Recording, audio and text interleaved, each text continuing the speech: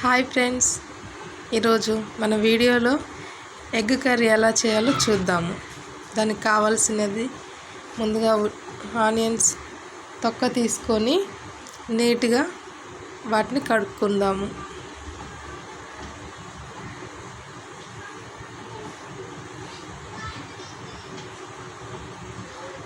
ఇలా నీట్గా కడుక్కున్న తర్వాత మీకు వీలైనంత చిన్నగా కట్ చేసుకోండి ఫ్రెండ్స్.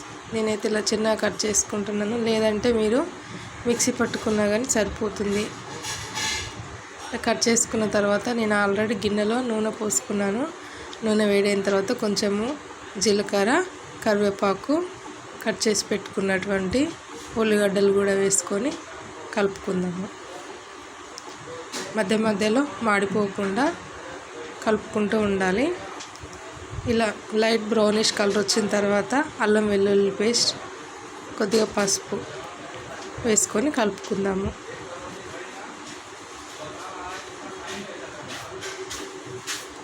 చూసారు కదా ఫ్రెండ్స్, ఈ విధంగా బ్రౌన్ కలర్ వస్తే ఆనియన్ చాలా టేస్ట్గా ఉంటుంది. ఈ టైంలో కొద్దిగా కారము, మీకు రుచికి సరిపడా ఉప్పు వేసుకొని అడుగంటకుండా కొద్దిగా నీళ్లు పోసుకొని కలుపుకుందాము.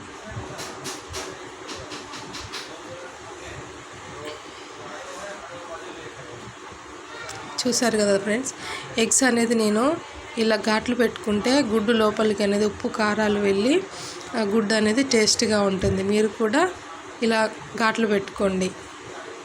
దాని తర్వాత గ్రేవీ చిక్కపడింది, నేను గుడ్లు యాడ్ చేసుకుంటున్నాను. చూసారు కదా ఫ్రెండ్స్, చాలా అంటే చాలా టేస్ట్గా ఉంటుంది. మీరు కూడా ఒకసారి ట్రై చేయండి. ఈ వీడియో కనుక మీకు నచ్చినట్లయితే లైక్ చేయండి, షేర్ చేయండి, సబ్స్క్రైబ్ కూడా చేసుకోండి ఫ్రెండ్స్. మీ సపోర్ట్ నాకు ఉంటుందని మనస్ఫూర్తిగా కోరుకుంటున్నాను. ఇదిగోండి, మన కర్రీ అయితే రెడీ అయిపోయింది.